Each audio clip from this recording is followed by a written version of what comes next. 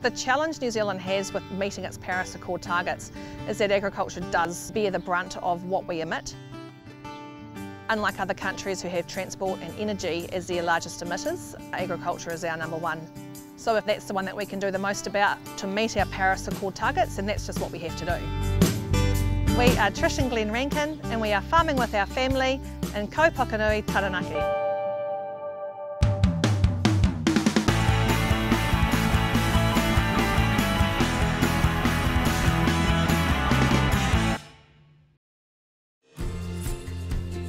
We work for Parananini Kiwai Tōtara, which is the local Māori incorporation.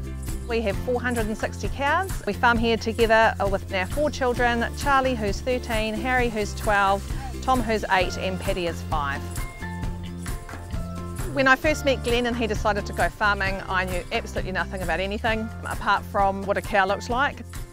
And so for a long time I was the teaching person while Glen was the farming person, and my contribution on farm was just to do the GST return and the wages.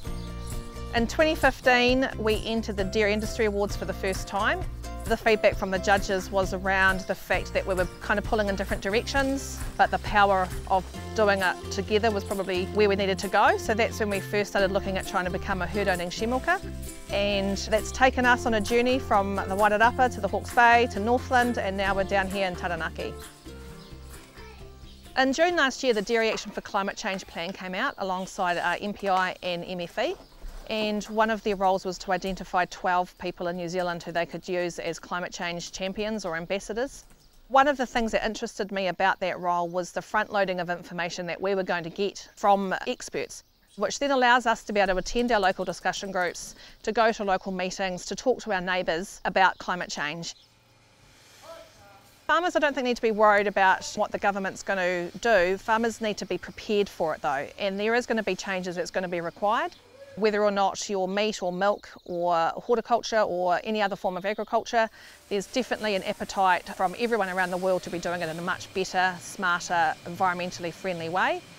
You're going to have to know what you're emitting. You're going to need to have better information so that you can make better farming decisions. The good news is there's lots of really good research and good resources to help you do it. So that's not something that people have to be worried about, because there's going to be help and advice and information. I think New Zealand is realising that they need to be more and more attached to their consumers, and the way that you get to the consumers' hearts is by showing that your people are looked after, that your land is looked after, and that your animals are looked after. Sometimes doing things in a better way, resulting in better outcomes for your land and your people, is just as successful as the profit-based decision at the end of the day.